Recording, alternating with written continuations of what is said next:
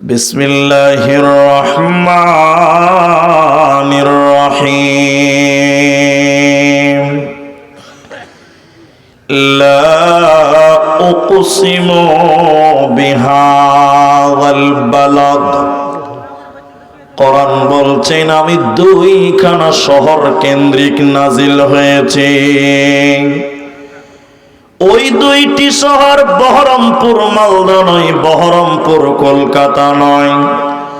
ওই দুইটি শহর কোরআনে স্থান পেয়েছে। একটা মক্কা মুকাররমা, অপরটি মদিনা মুনাওয়ারা। কোরআনে যত সূরা আছে কোনটা মক্কাতে কোনটা মদিনাতে এসেছে। কোরআনকে দ্বিতীয় নম্বর প্রশ্ন করেন, কোরআন কোন জায়গা থেকে তুমি মক্কা মদিনায় এসেছিলে তুমি বলো। কোরআন বলছে বাল হুয়া কুরআনুম মাজিদ ফি লাউহিম মাহফুজ। আমি লাউহে মাহফুজ থেকে দীর্ঘ 23 বছর সময় পৃথিবীতে আমার আগমন হয়েছে, মক্কা মদিনায় আমার আগমন হয়েছে। তৃতীয় নম্বর প্রশ্ন করেন, কোরআন তুমি বলো তুমি কোন সময় তুমি এসেছিলে তুমি বলো, কোন টাইমে তুমি এসেছো তুমি বলো। কোরআন বলছে শাহরু রমাদানাল্লাযী উনজিলা ফীহিল কোরআন। কোরআন বলছে আমি রমজান মাসে এসেছি বান্দা, রমজান মাসে আমি এসেছি বান্দা। কোরআনকে জিজ্ঞাসা করেন, কোরআন রমজান মাসে তুমি কখন এসেছো বলো, দিনের বেলায় না রাত্রি বেলায়, সকাল বেলায় না বিকাল বেলা। কোরআন বলছে ইন্না আনজালনাহু ফি লাইলাতিল কদর। আমি রমজানের শেষের 10 বেজরের রাত্রিতে আমার আগমন।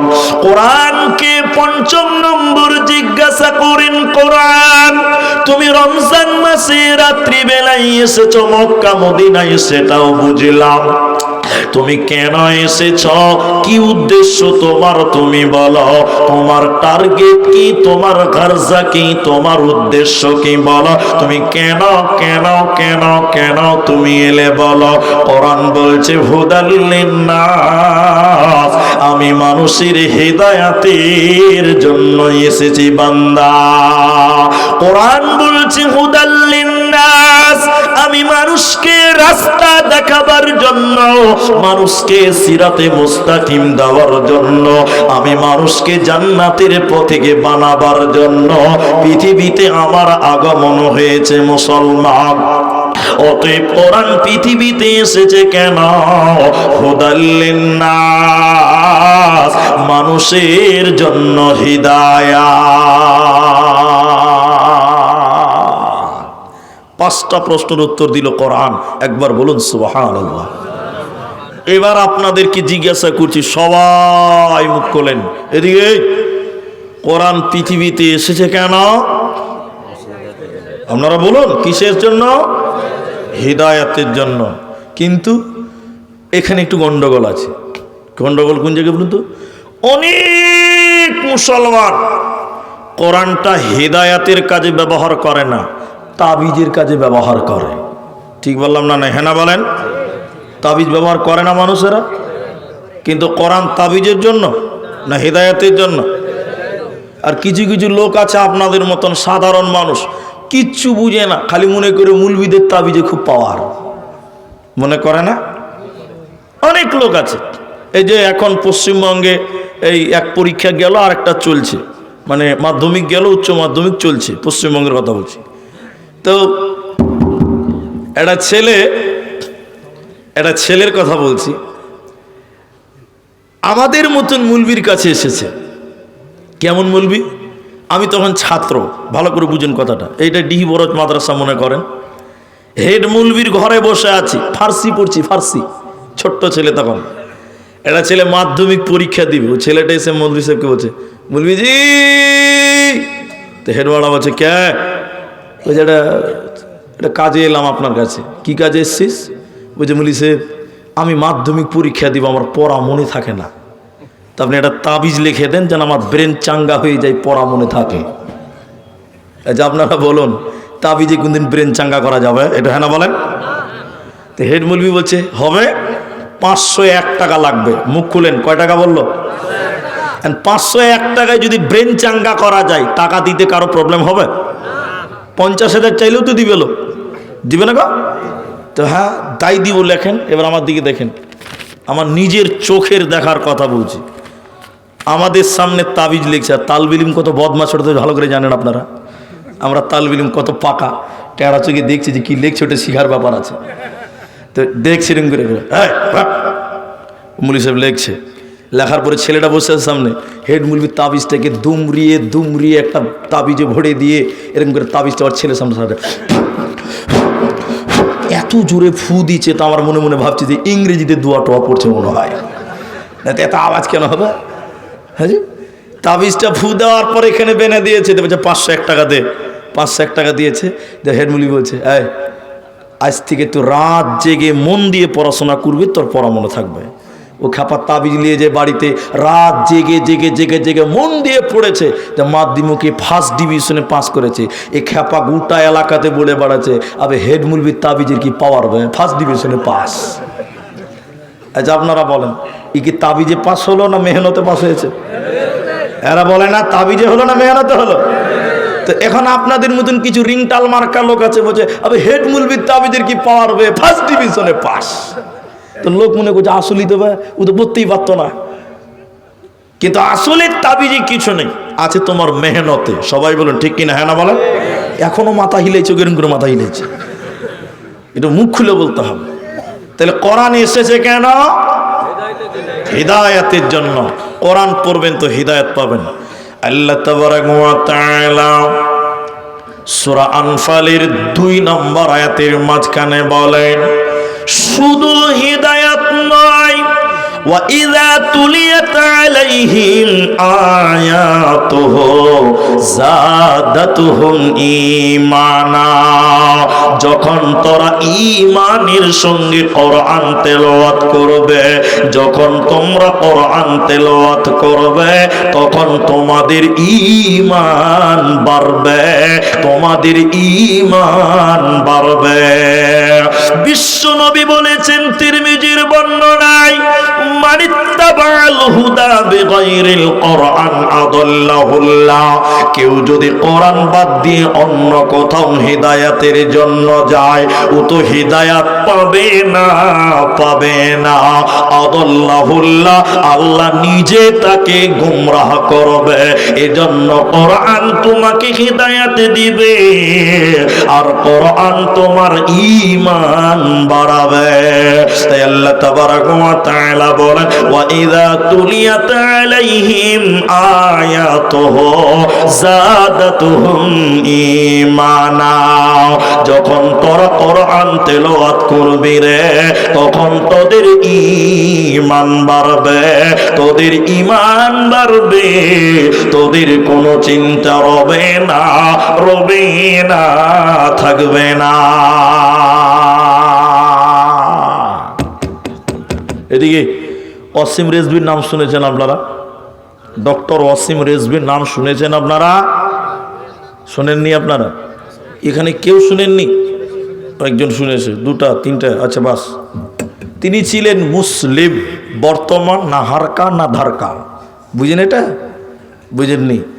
এখন না ওরা পুষছে না মুসলমান পুষছে। ও ছিল মুসলিম, কিন্তু সে ইসলাম থেকে বেরিয়ে গেছে। আমার দিকে দেখেন, কোরআনটা দেন তো ভাই, কোরআনটা দেন। যেদিন ও ইসলাম থেকে বেরিয়ে যায়, আমার দিকে তাকান, অন্যদিকে লয়, দেন আমাকে, দেন আমাকে, দেন। এই কোরআনকে হাতে নিয়ে বলেছিল, আমার দিকে দেখবেন, ও এই কোরআন হাতে নিয়ে বলেছিল, এই কোরআন থেকে 26টা আয়াতকে কেটে বাদ দিতে হবে। বলো নাউজুবিল্লাহ। আচ্ছা, এখন আপনাদের কাছে প্রশ্ন, ও বলছে 26টা আয়াতকে বাদ দিতে হবে, তাহলে ও কোরআনটা পড়েছে কি পড়েনি? এদিকে লোক বলে না পড়েছে, পড়েনি? পড়েছে। পড়েছে মানে ও খুব ভালো করেই পড়েছে। তা আল্লাহ বলছে যে কোরআন পড়বি তো ঈমান বাড়বে, তো ওয়াসিম রিজভী কোরআন পড়লো তো ওর ইমান বাড়লো না কেন? ওর ইমান বাড়লো না, ওরা বেঈমান হয়ে গেল। ফর এক্সাম্পল দিচ্ছি, এদিকে দেখবেন রাস্তাতে একটা গাড়ি চলে 3 চাকা, কি নাম ওর? টোটো। টোটো আপনারা টোটো বলেন, কেউ টুকটুকি বলে, আবার কোথাও কোথাও চেন্নাই বলছে তাও, আর আমাদের দেশে বলে পিলপিলি। এটাও শিখে রাখেন, পিলপিলি। হ্যাঁ, আমাদের দেশে পিলপিলি বলে। তো সব 3 টোটোর নাম বললাম, সব একটাই গাড়ি। তো এদিকে দেখেন, ওই গাড়িটা চলে কিসে বলেন তো? তেলে না ব্যাটারিতে? ব্যাটারিতে। এখন আপনাদের মাদ্রাসার সামনে একটা দোকানি ও ব্যাটারি চার্জ করে, ওর কাজই ওয়াই। 12টা ব্যাটারি বারান্দাতে লাগিয়েছে, চার্জ করছে, সন্ধ্যার সময় ডেলিভারি হবে। এক খ্যাপা বুঝেন তো, মোটা হোঁস, ওই খ্যাপা দোকানের সামনে যে ব্যাটারি বড় বড় করে দেখছে আর বলছে, ও দোকানদার ভাই, এই মোটা মোটা প্লাস্টিকগুলো থেকে হচ্ছে গো ভাই। কত খ্যাপা ব্যাটারিকে প্লাস্টিক বলছে। দোকানি দেখছে খ্যাপাকে আর কি বুঝাবো রে বেকারণ। দোকানি বলছে, ও খ্যাপা, এই প্লাস্টিকের ভিতরে কারেন্ট ভরছি রে, বাড়িতে আলা জ্বলবে, ফ্যান চলবে। খ্যাপা মাথা চুলকাতে চুলকাতে বলছে, প্লাস্টিকেও কারেন্ট ভরা যায়? তনু খ্যাপা ভাবছে, তাহলে আমার বাড়িটা কেন অন্ধকার থাকবে? যে খ্যাপা বাড়ি চলে গেছে, এত বড় বড় প্লাস্টিকের বয়ম নিয়ে এসছে 12টা, আর বালতি নিয়ে এসছে 2টা। দোকানের সামনে বালতি আর প্লাস্টিকের বয়মগুলো ঢেকে দিয়ে বলছে, ঢেলে দিয়ে বলছে, দোকানদার ভাই, আমার প্লাস্টিক এখানে কারেন্ট ঢুকিয়ে দাও তো, বাড়িতে আলা জ্বালাবো। আচ্ছা আপনারা বলেন, এর প্লাস্টিকে কারেন্ট ঢুকবে? এরা বলে না ঢুকবে। দোকানি বলছে, তোর প্লাস্টিকে কারেন্ট ঢুকবে না বে। তখন খ্যাপা জামা গোটাইছে, মারবো। তুই বললি এখনিকা প্লাস্টিকে কারেন্ট ঢুকছে, আর আমার বেলায় ঢুকবে না, ফাজলামো করছে। এখন খ্যাপার ভয়ে দোকানি থরথর করে কাঁপছে, শালা কোথায় মারবে, এর আবার বিচার করার কেউ নাই। খ্যাপার কে বিচার করবে? খ্যাপার যে বিচার করবো আরেক খ্যাপা। এ দোকানি ভয়ে কাঁপছে। এমন সময় একটা লোক বলছে, এই খ্যাপা পাগল, শোন, তোর প্লাস্টিকের বয়মে কারেন্ট ঢুকবে না, দোকানির প্লাস্টিকের ব্যাটারিতে কারেন্ট ঢুকবে কেন? এ দুটিতে বিরাট বড় তফাৎ আছে। দোকানির ব্যাটারি প্লাস্টিকের ভিতরে এসিড আছে, তামা আছে, পানি আছে, ইঞ্জিন আছে, রবার্ট আছে, এরই কারণে তার ভিতরে কারেন্ট ঢুকবে। ওরে খ্যাপা, তোর প্লাস্টিকের বয়মের ভিতরে কিছুই নাই, হাওয়া আছে।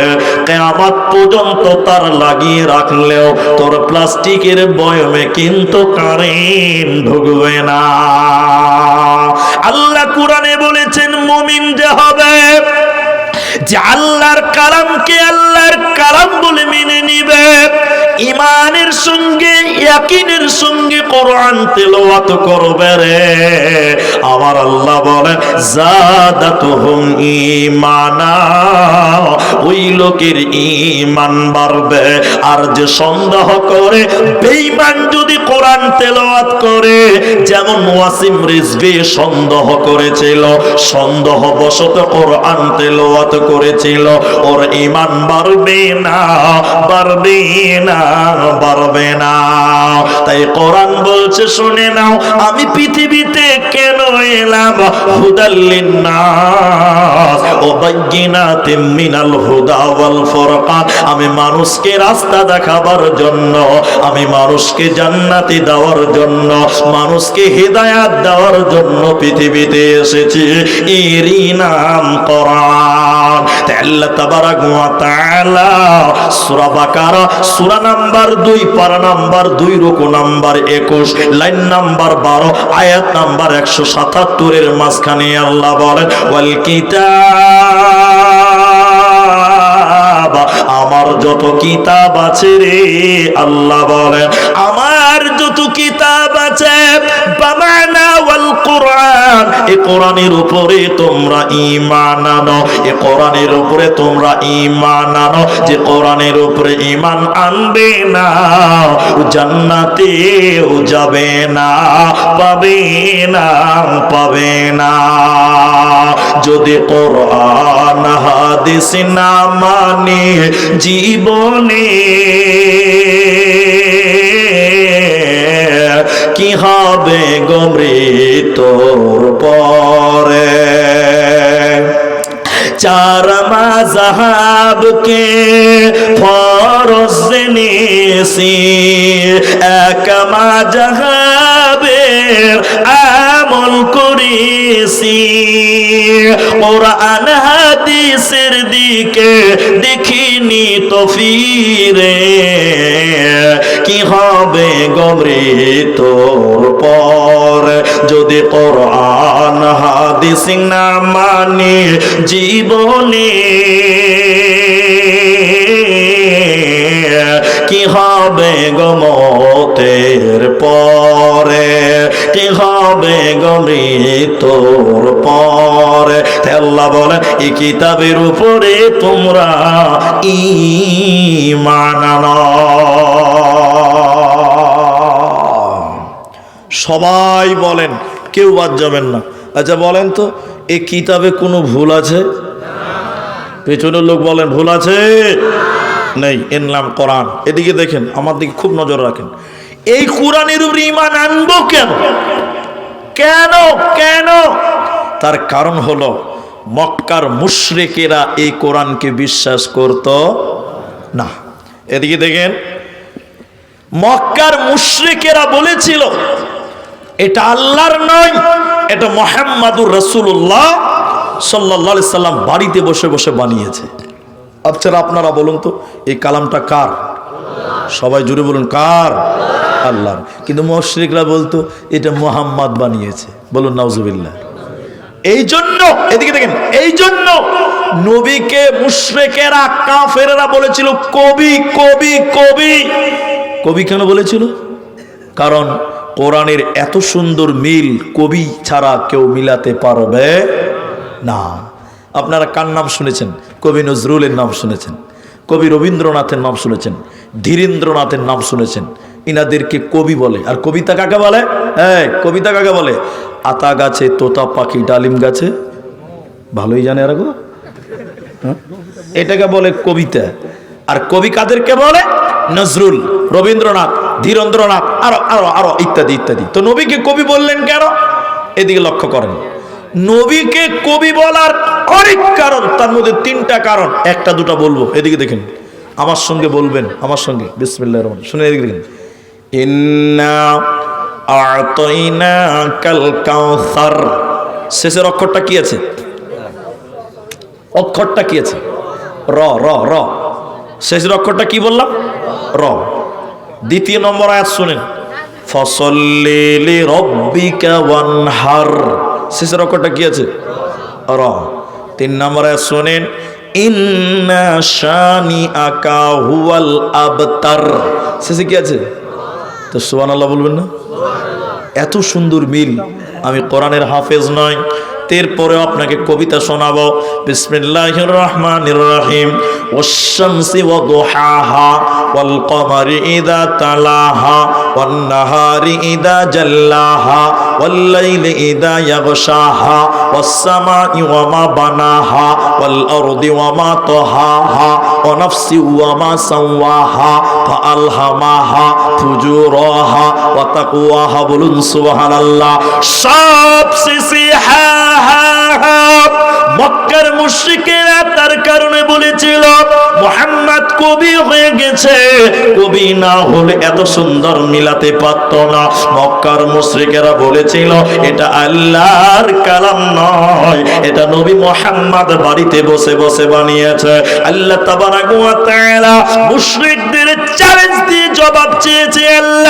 আল্লাহ কোরআনে চ্যালেঞ্জ দিয়ে বললেন, মুশরিকেরা, হে কাফেরেরা, তোমরা যদি বলো এই কোরআনটা নবী বানিয়েছে, আমি আল্লাহ তোমাদেরকে বলি শুনে নাও, তোমরাও মানুষ, নবীও মানুষ, তোমরাও মানুষ, নবীও মানুষ। যদি তোমরা বলো নবী মানুষে কোরআন বানিয়েছে, তাহলে আমি আল্লাহ বলি তোমরা মানুষ, তোমরা কেন এই কোরআনের মতন একটা কিতাব বানায় বানাতে পারো না। ওয়া ইন কুনতুম ফি রাইবিম মিম্মা নাযালনা আলা আবদিনা ফাতু বিসূরাতিম মিন মিথলিহি ওয়াদউ শুহাদা। আল্লাহ তাদেরকে চ্যালেঞ্জ দিয়ে বললেন, শোনো, তোমরাও এই কোরআনের মতন একটা কিতাব বানিয়ে দেখাও। 114টা সূরা বানাতে হবে না, 30 পারা বানাতে হবে না, একটা সূরা বানাতে হবে না, একটা আয়াত তোমরা বানিয়ে দেখাও। ইন কুনতুম সাদিকিন। পৃথিবীর কেউ কোরআন বানাতে পারেনি, ভবিষ্যতেও কেউ পারবে না, এরই নাম কোরআন। আল্লাহ তাবারাক ওয়া তাআলা বলেন, ওয়াল কিতাব, আমার যত কিতাব আছে রে, তার মধ্যে একটার নাম কোরআন। এই কোরআনের উপরে তোমাদের ঈমান রাখতে হবে। কোরআনকে বিশ্বাস করো, কোরআনকে অস্বীকার করা যাবে না। এখন দুটি কথা বলবো, খুব গুরুত্বপূর্ণ। এই ভালো করে, এই ছেলে, এই ও চল চল, ঠিক আছে যাও। ওই লিগে তো ভাবছি এরকম কেন হয়েছে জি, ওই খ্যাপার গল্পই তো চলছিল না জি ভাই। হ্যাঁ, যেখানে যেরকম রোড যেমন গাড়ি তেমন চলবে। এদিকে দেখেন, আপনারা সবাই জানেন যে আব্দুর রহমান আসামের লোক, আর এটা হয়তো সবাই জানেন যে আমাদের আসামে এনআরসি হয়ে গেছে। এটা শুনেছেন না? নাই শোনেননি মনে হয় দিকার লোক। হ্যাঁ, তো আমি এইখানে কোরআনের বক্তব্য, এনআরসি ঢুকলো কেন, এটা কারণ আছে। আমি কোনোদিন পলিটিক্স করি না, রাজনীতি করি না, দরকার নাই। মুলবিরা মুলবিদের মতন থাকুক, নাকি বলছেন ভাই? এদিকে দেখেন, বর্তমান পশ্চিমবঙ্গেও কিছু নেতা আছে, আমি নাম বলবো না, আপনারা চিনতে পেরে যাবেন।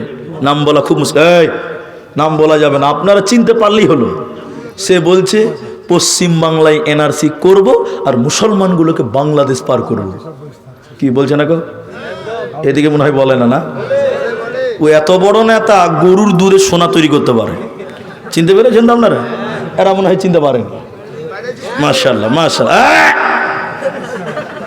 হ্যাঁ হ্যাঁ, চুপচাপ থাকেন তো। আচ্ছা, আমি যেটা বলতে চাই সেটা বুঝেন। যারা বলছে মুসলমানকে বাংলাদেশ পার করব, আমি বলতে চাই আসামেও তো এনআরসি করেছো, তোমরাই তো করেছো। আসামের মুসলমানকে বাংলাদেশে পার করতে পেরেছে? সবাই বলুন। আচ্ছা, কত লক্ষ? 19 লক্ষ লোক দেশের নাগরিকত্ব পায়নি। আচ্ছা, আমার পরিসংখ্যক, আমার জানা মতে আমরা তো এনআরসিতে নাগরিকত্ব পেয়েছি আলহামদুলিল্লাহ। মোটামুটি 4 থেকে 5 লাখ মুসলমান। কত লাখ বললাম? আচ্ছা, 19 থেকে 5 মাইনাস করেন, কত থাকবে? 14 লাখ। তাহলে মুসলমান কত বাদ গেল? 5 বলুন কত? তাহলে থাকলো কত? 14। আচ্ছা, ইহুদি খ্রিস্টান অন্য অন্য জাতি আমি 2 লাখ বাদ দিলাম। 14 থেকে 2 মাইনাস করেন, কত হবে? 12। মুসলমান বাদ গেছে মাত্র 5 লাখ, আর ওরা গেছে 12 লক্ষ। বলুন নারে তাকবীর। কি বলছেন? এই আমাদেরকে বলছে মুসলমান তারবো, আমরা মুসলমান মাত্র 5 লাখ। সবই তোরা মামুর বাড়ি, ঠিক কিনা জোরে বলে? আমাদের কাছে কাগজ আছে না নাই? এবার তাকবীর দেন, নারে তাকবীর। এখানে কেন কথাগুলো বলছি এবার শোনেন। এদের ভাইরা ভাই, তারা কারা? ইংরেজেরা। কারা বললাম? ইংরেজেরা। ইংরেজদের প্রথম স্লোগান ছিল উলামা কো তারো, মুসলমানও কো তারো। আচ্ছা বলুন, আলেমদেরকে তাড়তে বলছে কেন জানেন? ভারত স্বাধীনতার ব্যাপারে সবচেয়ে বেশি মুসলিমদের মধ্যে যারা অবদান রেখেছিল তারা ছিল ওলামায়ে কেরাম। কারা ছিলেন? এই জন্য বলেছিল ওলামা কো তারো। ইংরেজেরা বলেছিল মুসলমানও কো তারো। এদিকে দেখেন, আচ্ছা, এদিকে দিকে। ইংরেজেরা মুসলমানকে দেশ থেকে তাড়াতে পেরেছে না তারাই দেশ থেকে পালিয়েছে? একবার জোরে বলবেন না, নারে তাকবীর।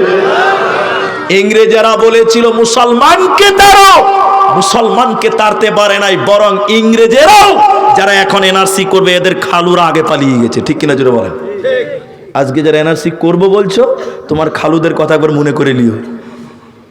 এখানে বলার কারণ, ইংরেজরা অনেক চেষ্টা করে পারেনি, তাদের বুদ্ধিজীবীদেরকে নিয়ে বসা হলো এক জায়গাতে। আরে মুসলমানদের সঙ্গে পারি না কেন, মুসলমানদের সঙ্গে পারা যায় না কেন? ওদের বুদ্ধিজীবী পণ্ডিতেরা বলেছিল, গবেষণার চিন্তা ভাবনা করে, যতদিন মুসলমানদের কাছে কোরআন থাকবে অতদিন মুসলমানকে বেকানা যাবে না। তখন তারা বলেছিল, কোরআন কিনো, পুড়িয়ে দাও, জ্বালিয়ে দাও, ছাড় খাড় করে দাও। যেদিন পৃথিবীতে একটাও কোরআন থাকবে না, ওই দিন মুসলমান এমনিতেই কাবু হবে। কথা বলিয়েন না ভাই, আসতে বলে। আচ্ছা বলুন, কোরআনকে মিটাতে পেরেছে? এখন যেটুকু বলছি এটা বানিয়ে বানিয়ে বলছি। এই যে ডিহিবর, এই যে মাদ্রাসা, এটা বেঈমান, নাস্তিক, ডুপ্লিকেট মাল, খ্রিস্টান, ইংরেজ। এদিকে দেখে আমার মতন লম্বা পাঞ্জাবি পড়েছে, লম্বা লম্বা দাড়ি, এই ডিহিবরজ মাদ্রাসায় চলে এসছে, এসে বলছে মুলবিজি, হেড মুলবিকে ডাকছে। তো হেড মুলবি বলছে, কে রে গাধার মতন চিল্লাইছিস? তো বলছে, মুলি সাহেব আপনাদের মাদ্রাসায় কোরআন আছে? তো হেড মুলবি বলছে, তোর মাথায় গোবর আছে রে খেপা, মাদ্রাসায় কোরআন থাকবে না তো কি থাকবে? জি ভাই, কথা বলেন না, এখনো মাথা গিলেছেন আপনি? মাদ্রাসায় কোরআন থাকবে না কি থাকবে? কোরআন থাকবে। হ্যাঁ জি। ও বলছে, মুলি সাহেব আপনাদের মাদ্রাসায় কোরআন আছে? তো হেড মুলি বলছে, তোর মাথায় গোবর আছে রে খেপা। আছে, কোরআনের জায়গায় তো কোরআন থাকবে না। তো এবার ওই বেঈমান বলছে, মুলি সাহেব কতটি আছে? বলছে, তুমি কতটি লিবে? বলছে, যতটি আছে সবটি লিব। তখন কোরআন বিরুদ্ধে আন্দোলন চলছে। তখনই হেড মুলবি বুঝে নিয়েছে, ডালমে কুচ কালা হ্যাঁ। হেড মুলবি, মুলবি মানুষ, এইটুকু বানিয়ে বুঝে ডিহি বরজের কথা।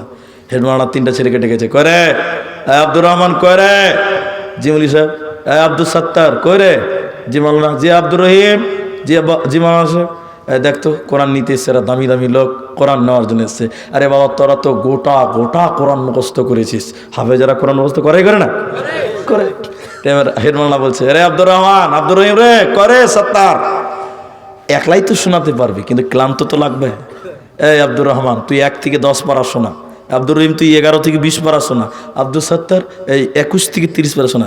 তিনটা ছেলে যখন বেঈমানের সামনে বসেছে, বিসমিল্লাহ থেকে শুরু করে যখন মিনাল জিন্নাতি ওয়ান নাস বলেছে, ওই বেঈমান দাঁড়িয়ে সঙ্গে সঙ্গে আলেমকে জড়িয়ে নিয়ে বলছে, কালেমা দেন, ঈমান এনে বললেন, আল্লাহর কসম করে বলছি, আমাদের আলোচনা হয়েছিল কোরআন কিনো, পড়িয়ে দাও, জ্বালিয়ে দাও। যেদিন মুসলমানের কাছে কোরআন থাকবে না, সেদিন মুসলমান এমনিতে কাবু হয়ে যাবে।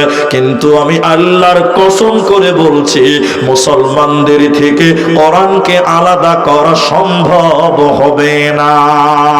তার কারণ হলো, মুসলমানেরা কোরআনকে তার আত্মাতে জায়গা দিয়েছে।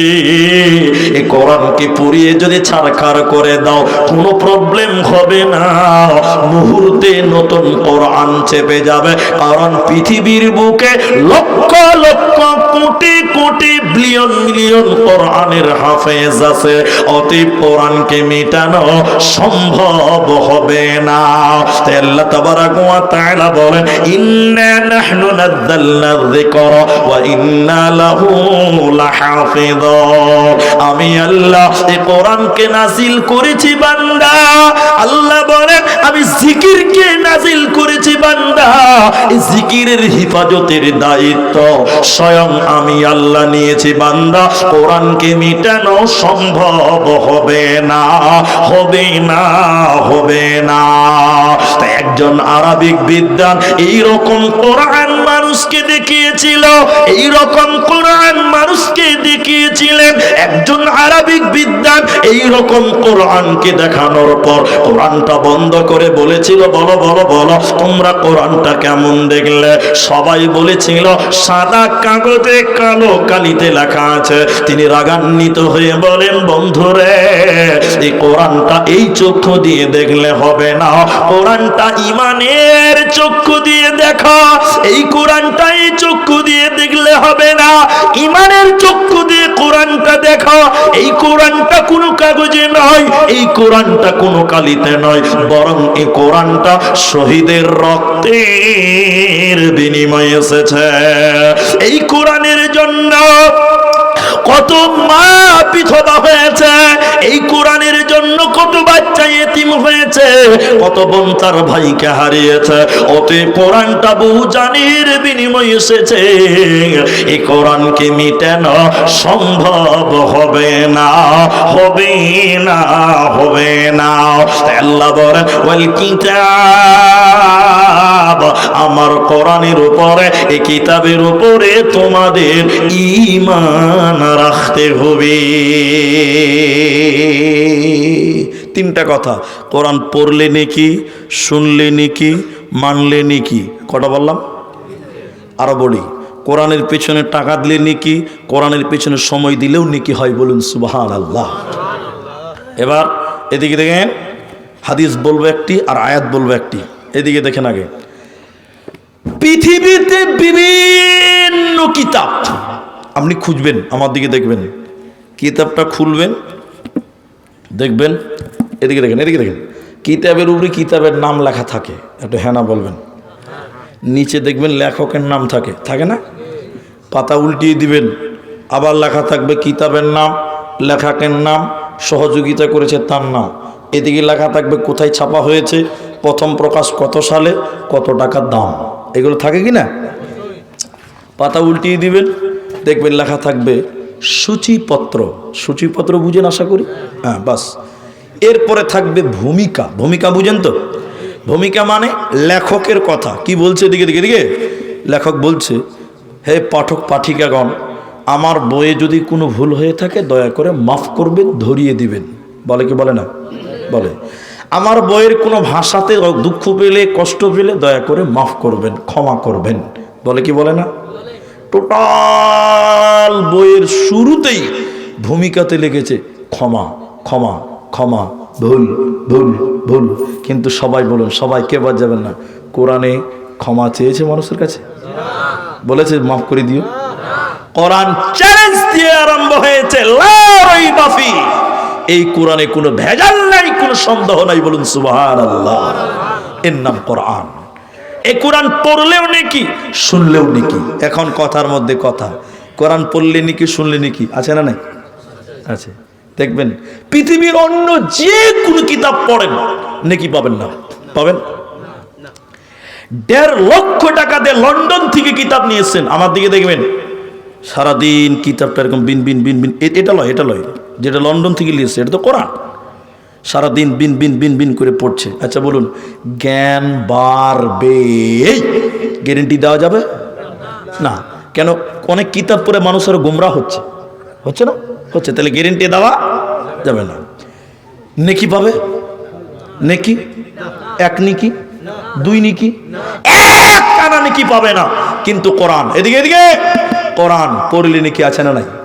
মুহাম্মাদুর রাসূলুল্লাহ বলেন, আলিফ লাম মিম 3টা হরফ যে ব্যক্তি তিলাওয়াত করবে, নবী বলেন 30টি নেকি তার আমলনামায় দেবে। আল্লাহ 30টি নেকি তার আমলনামায় দিবে। তাহলে কোরআনের প্রতিটি অক্ষরে অক্ষরে 10টা 10টা করে নেকি পাওয়া যায়। বলুন সুবহানাল্লাহ। পৃথিবীতে অন্য কোনো কিতাবে নেকি পাবেন না, কোনো কিতাবে না, কোরআনে নেকি পাওয়া যায়। এখন আরেকটা কথা, জরুরি কথা, এটা পার্শ্বে আছে লালগোলা আর এই পারে হচ্ছে সাগর দিঘি। এদিকে দেখেন, আপনাদের পশ্চিমবঙ্গে একটা জেলা বর্ধমান, বর্ধমান।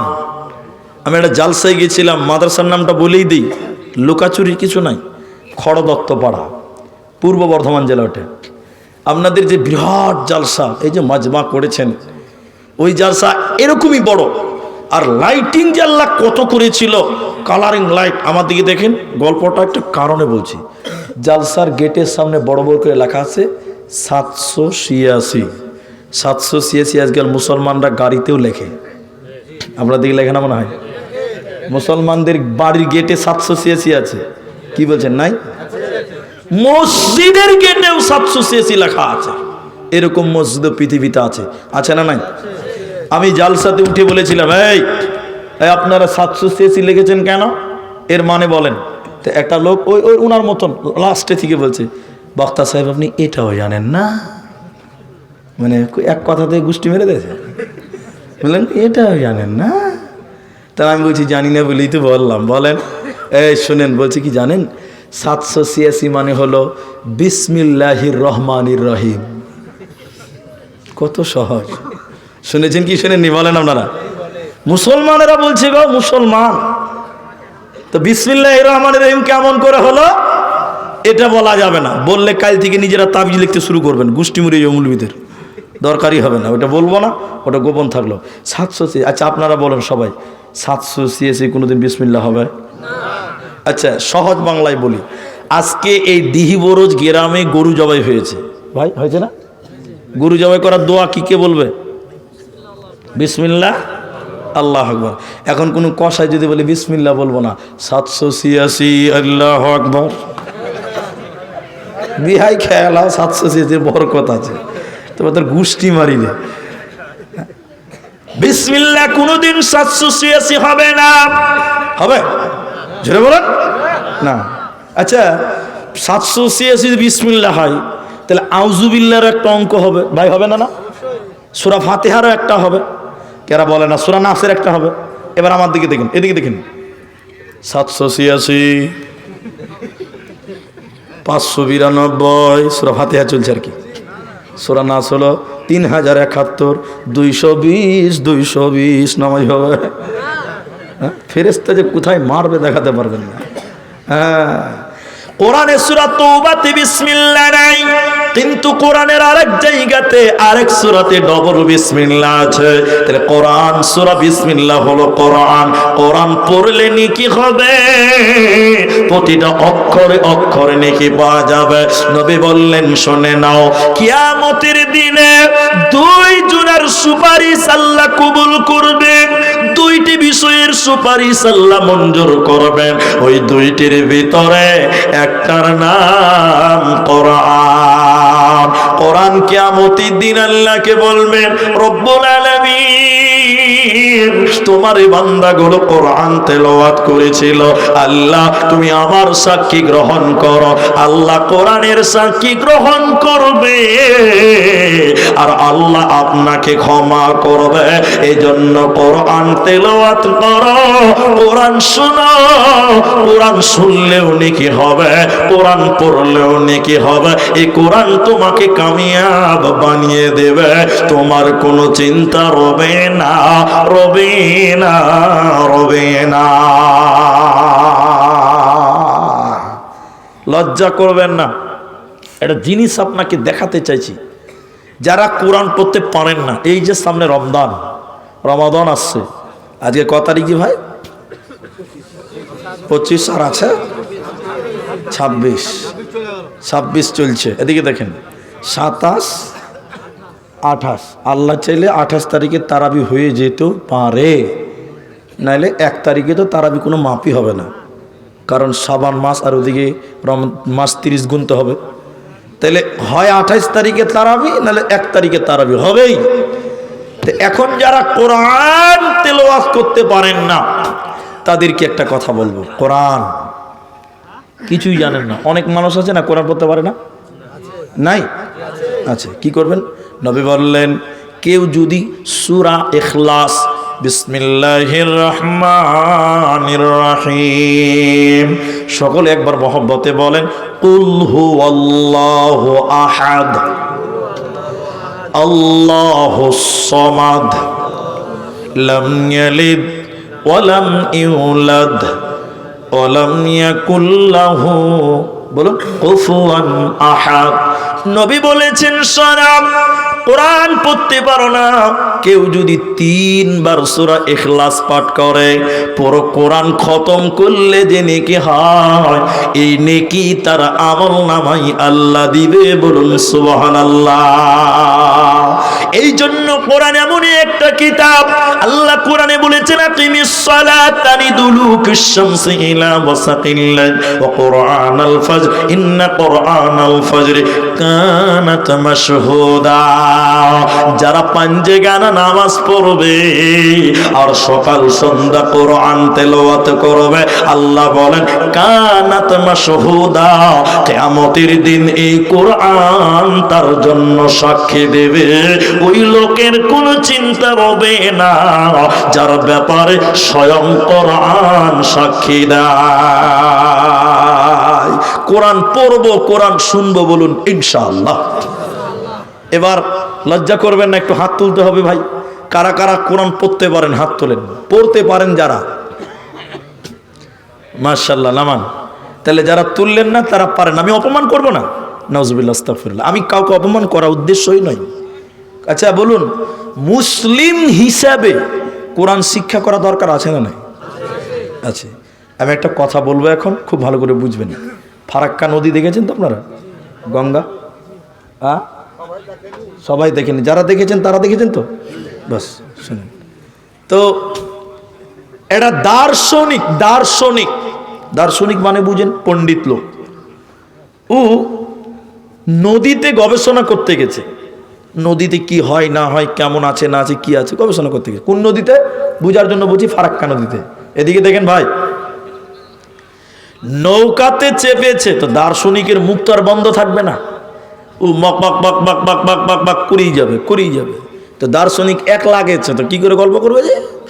তখন বলছে যে দেখ, দার্শনিক তো যাক মাঝির সঙ্গেই গল্প লাগাই। মাঝি মূর্খ মানুষ। মাঝি কি বলছে? মাঝি মাঝি বলছে বলেন ভাই। বলছে তুমি সায়েন্স বুঝো? সায়েন্স? আচ্ছা আপনারা এতটি লোক আছেন, আপনাদের এখানেও নদী আছে, ঘাট আছে। আচ্ছা মাঝি কোনদিন সায়েন্স বুঝতে পারবে? এরা হয় না, বলে না। তখন মাঝি গাল চিলকাতে চিলকাতে কি খাই না পড়ে যে ভাই। তখন দার্শনিক বলছে আহ আহ আহ আহ আহ আহ, যেমন আপনারা হাসলেন। দার্শনিক কলজা ঠান্ডা করে আহ আহ আহ আহ, তোর জীবনটা 4 আনাই মিছে। আচ্ছা সবাই বলুন, মানুষের জীবন কয় আনা? 16 আনা। এরা বাপ হয়ে গেছে সব গো, তা বুঝতে পারে না। 16 আনা তো 4 আনা গেল, থাকলো কত? ফের দার্শনিক বলছে মাঝিকে, মাঝি ভূগোল বুঝো? ভূগোল এটা কি খাই না পড়ে দি ভাই? তখন মাঝি আহ আহ আহ আহ আহ আহ খুব হাসলো, হেসে বলছে মাঝি রে, তোর জীবনটা 4 আনা থেকে 8 আনাই মিছে। তাহলে 12 থেকে 8 গেলে কত থাকবে ভাই? আরো 4 থাকবে না 8 থাকবে? 8। 16 থেকে 4 গেলে কত থাকবে? 8 থাকবে। 12 নয় 4, মানে 4 4 দুবার গেল, কত থাকলো? 8। একটু পরে মাঝি আবার বলছে, মাঝি ইতিহাস বুঝো? এবার মাঝি বলছে এবার বুঝে লেছি। বলছি কি বুঝলি? কইছে আমি যখন বিয়ে করেছি নদীর ধারে শ্বশুর বাড়ি, আমার শাশুড়ি মা আমাকে রাজহাঁস খিলিয়েছিল, ওটাই কি ইতিহাস? মাঝি তখন বলছে, দর্শনী বলছে আহ আহ আহ আহ আহ, তোর জীবনটা 12 আনাই মিছে। তাহলে কত থাকলো ভাই? এই করতে করতে নৌকা ফারাক্কা নদীর মাঝখানে চলে গেছে। হঠাৎ নৌকা দুলছে, কেন জানে? ঝড় উঠেছে, কালো মেঘ আর ঝড়। নৌকা মনে হচ্ছে ইংরেজিতে ড্যান্স করছে করে করে, মানে ডুববে ডুব অবস্থা। আর বাতাস, ঝড়, নদীর পানি থাই থাই থাই, নৌকা ডুববে ডুব অবস্থা। মাঝি কোনো রকম নৌকা চালিয়েছে। দার্শনিক খুব মজা নিয়েছিল। এই নৌকার ড্যান্স দেখে ওর কলজাখানা গলার কাছে চলেছে ভয়ে, খুব তো হাসছিল। এবার দার্শনিক মাঝির কানে কানে যেয়ে বলছে, মাঝি নৌকা ডুববে নাকি ভাই? ভয় ঢুকে গেছে। এবার মাঝি জামা গোটাইছে রেন করে, ইতিহাস জানো, আর্টস জানো, সায়েন্স জানো, কমার্স জানো, বিজ্ঞান জানো, ইংরেজি জানো, বাংলা জানো, ভূগোল জানো, এত জানো অত জানো, সাঁতার জানো বাবু। হ্যাঁ, যেই বলেছে সাঁতার জানো বাবু, মাঝি কথা বলতে পারে না, মহিলা এসে টুক করে নৌকাটা ডুবে গেছে। টুক করে নৌকা ডুবে গেছে। মাঝি তো পুরাতন খিলাড়ি, নদীতেই বড় হয়েছে। ও কোন রকম সাঁতার কাটতে কাটতে বাবলার ডালটা ধরেছে। দেখি প্যাসেঞ্জারের খবর নেই, টাকা তো দিলেই না। দেখছে বিনা ভিসা পাসপোর্টে মাল বাংলাদেশ ঢুকছে। যেটা বলছে সেটা শোনেন। দুনিয়াতে আর্টস জানেন, কমার্স জানেন, সায়েন্স জানেন, ভূগোল জানেন, বিজ্ঞান জানেন, ইংরেজি জানেন, বাংলা জানেন, আর কিছু জানেন, যেদিন কিয়ামতের ঝড় উঠবে ফেরেশতারা বলবে মুসলমান কোরআন জানো বাবু। মূর্খ মাঝি সেদিন বলবে আমি কোরআন জানি না বাবু। সেদিন ফেরেশতা বলবে বাবু এখন কেন কাবো? খুব দুনিয়াতে মজা করেছ, খুব মুলবিদের অপমান করেছো, কমিটিকে দুঃখ দিয়েছো যে মাদ্রাসা করে কি হবে, মাদ্রাসায় টাকা খরচা করে কি হবে, মুলবিরা কিছু বুঝে না। কমিটিকে অপমান করেছ, মুলবিদের অপমান করেছো, তালবে ইলমদেরকে তো মানুষই মনে করো নাই। খুব দুনিয়াতে আনন্দ করেছ, এবার কিয়ামতের দিন বলবে কোরআন জানো বাবু। যে কোরআন জানবে না ওর বাঁচার উপায় রবে না। এজন্য মুসলমান কোরআন তুমি তেলাওয়াত করতে শিখো, কোরআন তুমি চর্চা করো, কোরআন শোনো, কোরআন পড়ো, কোরআন মানো, কোরআনের পেছনে টাকা খরচা করো, কোরআনের পেছনে সময় ব্যয় করো। টোটাল কোরআন তোমার পক্ষে কিয়ামতের দিন দাঁড় হবে, তোমার কোনো চিন্তা হবে না। বিশ্ব নবী রমজান মাসে হেজরাতে জিবরাইল আমিনকে নবীজি কোরআন শোনাতেন, জিবরাইল নবীকে কোরআন শোনাতেন, জিবরাইলকে নবী শোনাতেন, জিবরাইল নবীকে শোনাতেন, উভয়ে কোরআন চর্চা করতেন। আজকের মুসলমান রমজান মাসে কোরআন পড়তে পারে না, কোরআন শুনতেও ভালো লাগে না। তারাবিতে মৌলভী সাহেব যদি একটু বেশি লম্বা তেলাওয়াত করে তাহলে তো সর্বনাশ। কি বলছেন ঠিক নয়? যদি একটু বেশি হয়, আমাদের মসজিদে প্রত্যেক দিন 8:45-এ এশারের নামাজ, তারাবির নামাজ সব শেষ। নতুন একটা মুলবি সাহেব এসেছে একদিন, নতুন মুলবি, ও কোনোদিন পড়া শোনেন না, যে কয়টা থেকে চালু হয়েছে ওটা তাও শুনবেন আগে, শোনেন না। এবার 45 শেষ হয়, একদিন নতুন একটা উস্তাজি, উস্তাজি মানে তালবিলিম, তালবিলিমকে ইমাম সাহেব বলছে এই বাবা তুমি তারাবিটা আজকে পড়াও তো। তারাবি ছাত্র, মাদ্রাসা ছাত্র পেয়েছি, ও কি কম শখ? ও একদম জিভ হয়ে তেলাওয়াত করছে। 45-এর জায়গায় 47 বাজে। কয় মিনিট বেড়েছে সবাই বলো? যে 8 রাকাত শেষ, কিছু কিছু লোক ঘড়ির দিকে তাকিয়ে বলছে 47। আচ্ছা আপনারা বলেন নামাজ হবে? এরা কথা বলা হবে? রমজান মাস, আরে 2-1 মিনিট বাড়তেই পারে, কিন্তু কোরআন শুনলে নেকি আছে। কি বলছেন? নাই আলেমদের জিজ্ঞাসা করেন। শুনেলেন নবী বললেন তোমরা কি চাও তোমাদের বাড়িতে 3টি গর্ভধারিণী উট তোমাদের বাড়িতে থাকবে? কে কে চাও? বলো বলো, কে কে চাও? সাহাবীরা বলছে হুজুর এই সুযোগ কে ছাড়বে? সবাই তো চাইবে 3টা উট বাড়িতে থাকুক, বাচ্চা দেওয়া উট। নবী বললেন তোমরা যদি নামাজে 3টি আয়াত তেলাওয়াত করো, 3টি গর্ভধারিণী উটের চাইতে তার মূল্য বেশি। বলুন সুবহানাল্লাহ। কেউ যদি 10টি আয়াত তেলাওয়াত করে, কেউ যদি 100টি আয়াত তেলাওয়াত করে, ওকে অলস বলে গণ্য করা হবে না। ও অলস নয় যে 1000 আয়াত তেলাওয়াত করবে রে, ওকে পুরস্কার প্রাপ্ত লোকদের সঙ্গে শামিল করা হবে, মানে জান্নাতীদের লোকদের সঙ্গে তুলনা করা হবে। হযরতে তামিম আদ-দারি বর্ণনা করেছেন, বিশ্বনবী বলেছেন কেউ যদি 100 আয়াত কিংবা 1000 আয়াত তেলাওয়াত করে রাতে নামাজের মধ্যে, নবীজি বলছেন সারা রাত নামাজ পড়লে যে নেকি হয় ওই নেকি তার আমল নামায় দেবেন। বলুন সুবহানাল্লাহ। তাহলে কোরআন পড়লে নেকি হবে, চাই নামাজে হোক চাই এমনিতে হোক, কোরআন শুনলেও নেকি হবে। কোরআন শুনে তোমরা বিরক্ত হয়ো না। শেষের বেলায় বলি সবচেয়ে দামি লোককে, সবচেয়ে দামি লোককে যে ইঞ্জিনিয়ার, গবেষক, প্রফেসর, মাস্টার, এদেরকে সবচাইতে দামি বলি, ভালো বলি। নবী বলেন খায়রুকুম মান তাআল্লামাল কুরআনা ওয়া আল্লামাহু। সবচাইতে ভালো কে? যে কোরআন শিখে এবং কোরআন শিক্ষা দেয়, এই লোক হলো সবচাইতে ভালো।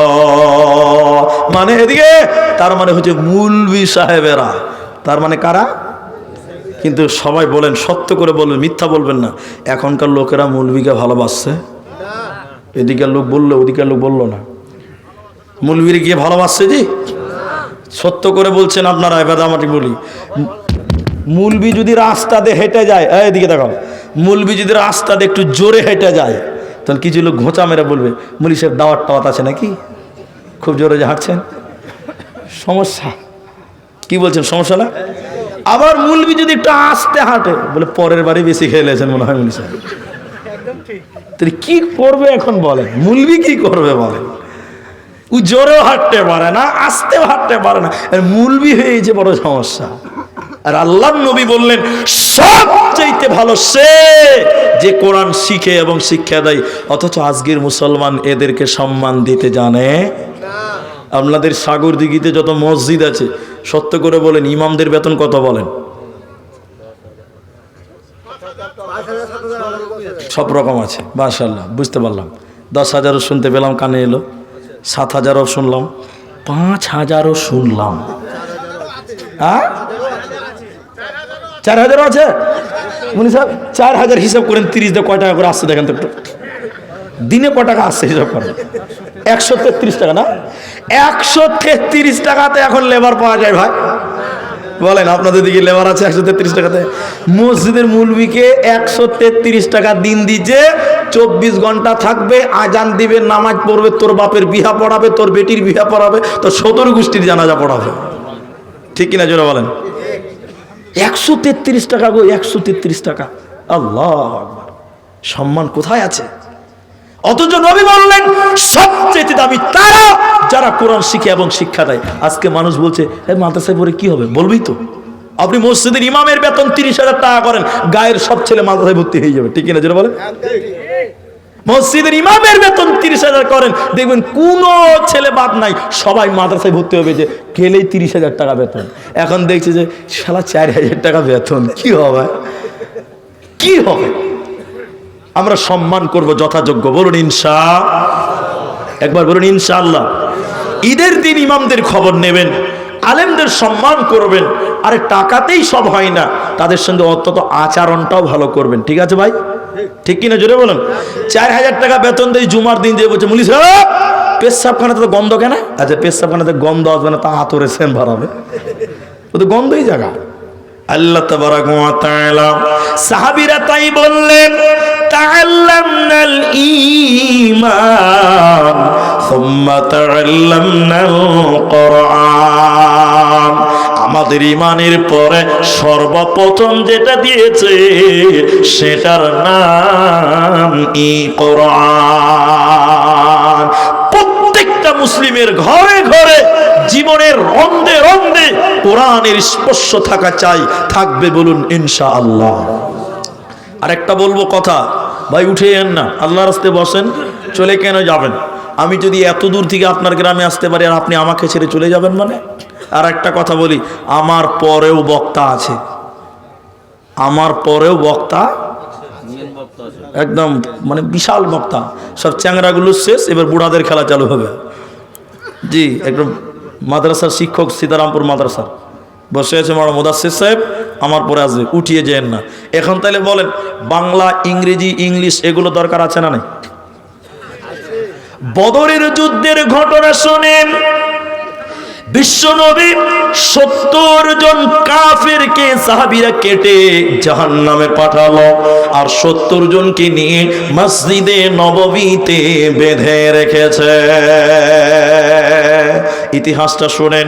সাহাবীদেরকে নবী বললেন, সাহাবীরা তোমরা বলো, যাদেরকে মসজিদে বেঁধে রেখেছি এদের বিচার কি করা যায়? ওদের কি বসে বসে খিলাইলে হবে? কি করবে বলো? ওরা যুদ্ধের বন্দী, কাফের, কোরআনের বিরুদ্ধে এসেছিল, কি করব? এক একজন এক একটা কথা বলছে, শোনো। হযরত ওমর বলেছিলেন, ইয়া রাসূলুল্লাহ, প্রত্যেক কাফেরের হাতে তলোয়ার দেন, নিজের পেটে নিজে তলোয়ার ঢুকিয়ে দিবে, মরে যাক।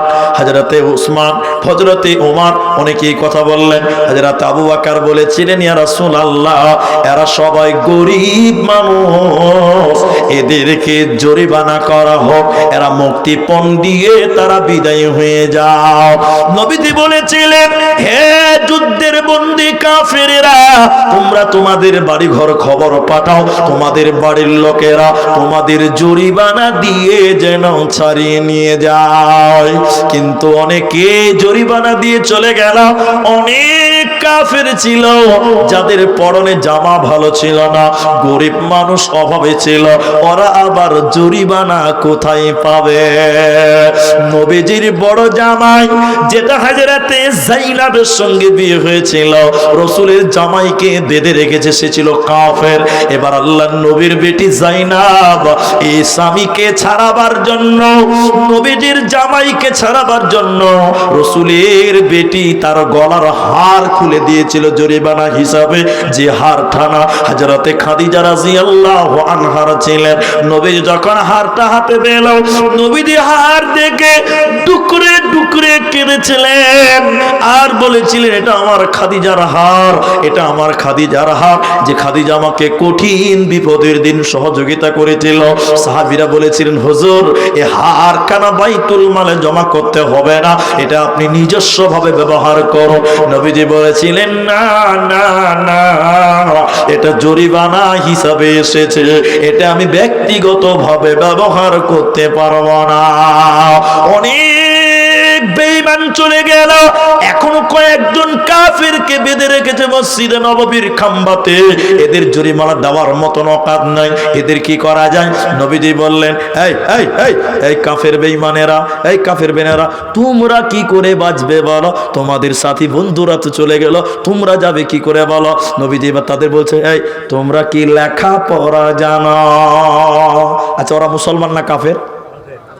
তো ওরা কি লেখাপড়া করবে? কোরআন বুঝে? হ্যাঁ, ওরা কোরআন জানবে, তাহলে ওরা মুফাসসির ছিল নাকি? জি, ওরা তো কোরআন জানে না, শরীয়ত জানে না, হাদিস জানে না। অথচ বিশ্বনবী তাদেরকে বললেন, তোমাদের তো জরিমানা নাই, আচ্ছা তোমরা কি লেখাপড়া জানো? ওই কাফেররা বললেন, হুজুর জানি লেখাপড়া। নবীজি জরিমানা করছেন, এদিকে দিকে। নবীজি বললেন, তোমরা আমার সাহাবীদেরকে কিছুদিন লেখাপড়া করিয়ে মুক্তি হয়ে যাও। তাহলে সেটা ছিল দুনিয়াবি শিক্ষা। এই জন্য প্রয়োজনে দুনিয়াবি শিক্ষা করা দরকার আছে। কোরআনের জন্য কি করবে? অনেক রাত হয়েছে, এই ঘটনাটা খালি শুনেন, একটা ঘটনা শুনেন, কেউ উঠবেন না। আমি পা ধরে বলি, যারা বেটিরা আছেন, বোনেরা আছেন, ভাইয়েরা আছেন, এই ঘটনাটা শুনেন, আপনার ঈমান বাড়বে। বিশ্বনবী অত্যাচারে যখন মক্কা ছেড়ে মদিনা চলে গেল, মক্কাতে একটা ছেলে, ওর নাম ছিল আব্দুল উজ্জা। কি নাম ছিল? উজ্জা। বাবা ছিল না, চাচার কাছে মানুষ হয়েছিল। তার চাচা ছিল বড় লোক, বিশাল পয়সাওয়ালা ছিল। আব্দুল উজ্জা বাপ ছিল না, চাচার মালে সেও বড় লোকই থাকতো, সেই বড় লোক ছিল, সোনা গয়না জমি জায়গার মালিক ছিল। কিন্তু নবীজির ব্যবহার আব্দুল উজ্জার দিলে লেগেছে, ইসলাম ভালো লেগেছে, অপেক্ষা করছে চাচা কখন ইসলাম গ্রহণ করবে, আমি চাচার সঙ্গে ইসলাম গ্রহণ করব। কিন্তু নবীজি যখন মদিনা চলে গেল, আব্দুল উজ্জা আর থাকতে পারল না, চাচাও ইসলাম গ্রহণ করে না। আব্দুল উজ্জা একদিন নবীজির আব্দুল উজ্জা একদিন চাচার সামনে যেয়ে বললেন, চাচা যান, আপনি ঈমান আনবেন কি বলেন? আব্দুল উজ্জার চাচা বলছে, না আমি ঈমান আনব না। এবার আব্দুল উজ্জা বলছে, চাচা আমি মদিনা চললাম, আমি নবীজির কাছে ঈমান আনতে চললাম। ভাইরা আমার, মায়েরা আমার, আব্দুল উজ্জার চাচা তখন বলেছিল, ও বেটা ভাতিজা শুনে নাও, তুমি যদি আমার কাছ থেকে চলে যাও, নবীর কাছে যাও, তাহলে তোমাকে আমি যা দিয়েছি, সোনা দানা জমি জামা টাকা পয়সা সব কিছু আমাকে ফেরত দিয়ে তোমাকে যেতে হবে, আমার কোনো কিছুই দেব না। এদিকে শোনেন, আব্দুল উজ্জা হাতের ঘড়ি খুঁজতে লাগলো, জমির দলিল দিয়ে দিল, সোনা খুলে দিল, সোনা দিল, চাঁদি দিল, যা ছিল দিয়ে দিল। এবার চলে যাবে। আব্দুল উজ্জার চাচা বলছেন, আব্দুল উজ্জা রে, এগুলোই নয়, তোমার শরীরে যে জামা কাপড় আছে ওই জামাটা আমার টাকার কিনা, তোমার শরীরে যে পায়জামা লুঙ্গি আছে ওটাও আমার টাকা দিয়ে কিনা আছে রে ভাতিজা রে। যদি তুমি ইসলাম গ্রহণ করবে, আমার দেওয়া টাকার চাদর, আমার দেওয়া আমার টাকার লুঙ্গি খুলে দিয়ে যেতে হবে, তোমাকে কিচ্ছু নিয়ে যেতে দেব না। লম্বা ইতিহাস শুনেন। আব্দুল উজ্জা চিন্তিত হয়ে কাঁদতে লাগলেন, উলঙ্গ হব কিনা। মনে মনে ভাবলেন, আল্লাহ তুমি পাক, তুমি পবিত্র, তাই তুমি আমাকেও পবিত্র করতে চাইছো। আব্দুল উজ্জা চিন্তা ভাবনা না করে টান দিয়ে লুঙ্গি খুলে দিল। যুবক ছেলে উলঙ্গ হয়ে গেল, ল্যাংটা হয়ে বিবস্ত্র হয়ে গেল। কাঁদতে কাঁদতে ল্যাংটা হয়ে যুবক ছেলে তার মায়ের দরজায় আওয়াজ করছে। মা যুবক ছেলেকে ল্যাংটা দেখে মুখ ঢেকে চোখ ঢেকে বলছে, বেটা তোমার এই অবস্থা কেন? এবার মা ঘটনা শুনলেন বেটার কাছে। মা বলছে, বেটা আমার কাছে এসেছো কেন? আম্মু জান, এক টুকরা কাপড় দেন, আমি পাছাখানটা ঢেকে নবীজির কাছে মদিনা যাব। আব্দুল উজ্জার মা একটা লুঙ্গি নয় বড় একটা কম্বলকে চিরে দুই টুকরা করলো। এবার দুই টুকরা ওই কম্বলকে আব্দুল উজ্জাকে দিল। আব্দুল উজ্জা এক টুকরাকে গামছার মতন পরে নিল, আর একটা তাওয়ালের মতন শরীরে চাপিয়ে রাতের অন্ধকারে কাঁদতে কাঁদতে মদিনা গেল। বিশ্ব নবী মদিনাতে মসজিদের ভিতরে মাদ্রাসা করেছিলেন। ডিহিবরজে যেমন মাদ্রাসা আছে, শীতেশনগরে যেমন মাদ্রাসা আছে, আল্লাহর নবী মদিনাতে মাদ্রাসা খুলেছিলেন। ছাত্র সাহাবীরা আসহাবে সুফফা, ওই মসজিদের দরজায় আব্দুল উজ্জা রাতের বেলায় কাঁদছে। নবীজি বেরিয়ে, এই তুমি কে? বলে, আমি আব্দুল উজ্জা। তোমার এই অবস্থা কেন? তুমি না বড় লোক ছিলে? আব্দুল উজ্জা কাঁদতে কাঁদতে কাঁদতে কাঁদতে সমস্ত বিবরণ বলল। ইমানের জন্য আপনার কাছে আসার জন্য এই অবস্থা হয়ে গেছে, সব কিছু কেড়ে নিয়েছে। আল্লাহর নবী আব্দুল উজ্জাকে বুকে জড়িয়ে নিয়ে বলেছিল, আব্দুল উজ্জা রে, আজ থেকে তোমার নাম আব্দুল উজ্জা নয়, আজ থেকে তোমার নাম আব্দুল্লাহ। সবাই বলুন, কি নাম? আব্দুল্লাহ। এবার গরিব, এই গরিব হয়ে গেছে, মসজিদে বসে থাকে, কেউ খেতে দিলে খায়, কিন্তু না দিলে না খায়। অথচ সে ছিল একটা বিরাট বড় লোক ছিল। হঠাৎ করে মোতার প্রান্তে লড়াই, জঙ্গে মোতার এলান হয়ে গেল, আর যুদ্ধের ডঙ্কা বেজে গেছে। নবীজি বললেন, যার কাছে যে মাল আছে এনে মসজিদে নববীতে জমা করে দাও। কোরআনকে বাঁচাতে হবে, ইসলামকে বাঁচাতে হবে। আব্দুল উজ্জার ঘটনা শেষ করছি, একটু আমার দিকে দেখেন। এবার সবাই দান করছে, এদিকে এদিকে। কত টাকা দান করলেন? হযরত ওমর বললেন, আবু বকর যা দান করবে আমি তাকে দানে আজকে আমি ওমর আবু বকরকে হারিয়ে দিব। বলুন সুবহানাল্লাহ। পাল্লাপাল্লি হযরত আবু বকর অনেক দান করলেন। কি দান করলেন? ছোট্ট করে বলি, আবু বকরকে নবী বললেন, আবু বকর তুমি কি দান করলে তুমি বলো। উত্তর শুনেন, এই উত্তরটা শুনেন। আবু বকর বললেন, ইয়া রাসূলুল্লাহ, আল্লাহকে এবং আপনাকে বাড়িতে রেখে আমার বাড়িতে যা কিছু ছিল আমি সব কিছু আপনাকে দিলাম। বলুন সুবহানাল্লাহ। হযরত ওসমান বলেছিলেন, যত লোক যুদ্ধে যাবে অর্ধেক লোকের খরচ আমি একাই বহন করব। আরেকবার বলুন সুবহানাল্লাহ। ওই যে আব্দুল্লাহ বসে আছে, কে? আব্দুল উজ্জা। ও তো কিছু দিতে পারছে না, সবাই দান করছে। ইখালে একবার উঠছে, একবার বসছে, একবার উঠছে, একবার বসছে, পাইচারা করছে, মনে শান্তি নাই। সবাই দান করছে, দান করে অভ্যাস, কিন্তু গরিব হয়ে গেছে, কিছু দিতে পারে না। অনেকক্ষণ মসজিদে দেখলেন দানের দৃশ্য, থাকতে না পেরে আব্দুল উজ্জা উর্ফে আব্দুল্লাহ নবীজির পাঞ্জরে এসে দাঁড়িয়েছে, এদিকে এদিকে দাঁড়িয়েছে। আল্লাহর নবী মাথা হিলিয়ে বলছেন, এই এই আব্দুল্লাহ, তুমি এখানে এসেছো কেন? তুমি এখানে এসেছো কেন? এর মানে জানেন? এই তুমি কেন এসেছো খানোখা? এখানে তো টাকা দেওয়া হচ্ছে, তোমার তো কোনো টাকা নাই, তুমি এলে কেন?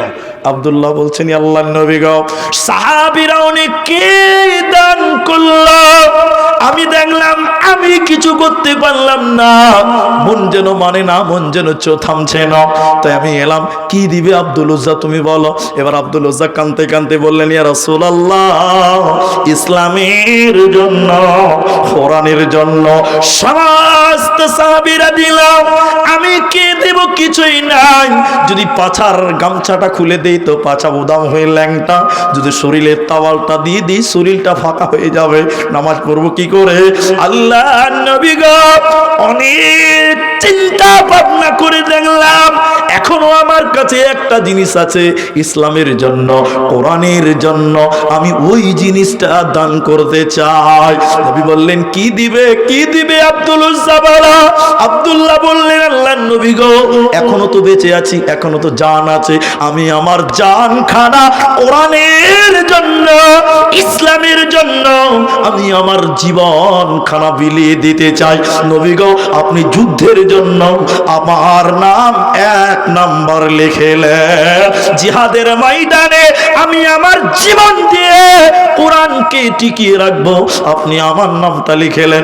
আল্লাহর নবী আব্দুল্লাহর নাম লিখলেন। সাহাবীরা যুদ্ধে যাচ্ছে, সবাই যুদ্ধে যাচ্ছে, নবীজি দোয়া করতে লাগলেন, বিশ্ব নবী এই যুদ্ধের নেতৃত্ব দেবেন, নবীজির সঙ্গে রয়েছেন, সবার জন্য দোয়া করছেন। আব্দুল্লাহর হাত এই ঘাড়ে হাত দিয়ে নবী দোয়া করলেন, আল্লাহ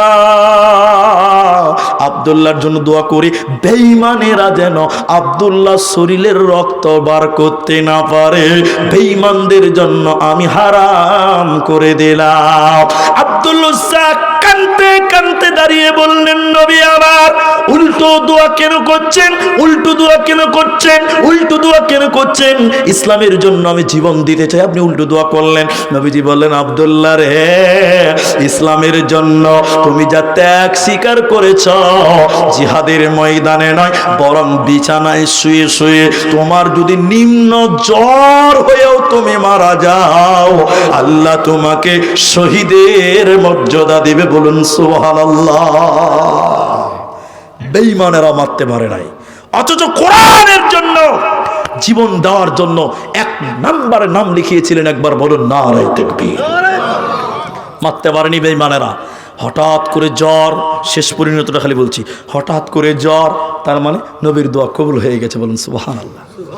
কালো জ্বর, কালো জ্বরে বিছানায় ধরে গেল, অন্ধকার রাত, হযরতে আব্দুল্লাহ উরফে আব্দুল উজ্জা এই জ্বরের কারণে তিনি দুনিয়া ছেড়ে ইন্তেকাল করে পৃথিবী থেকে বিদায় হয়ে গেল। এর জানাজাতে কে ইমাম? আব্দুল্লাহর জানাজার ইমামকে স্বয়ং বিশ্ব নবী আব্দুল্লাহর জানাজার ইমাম।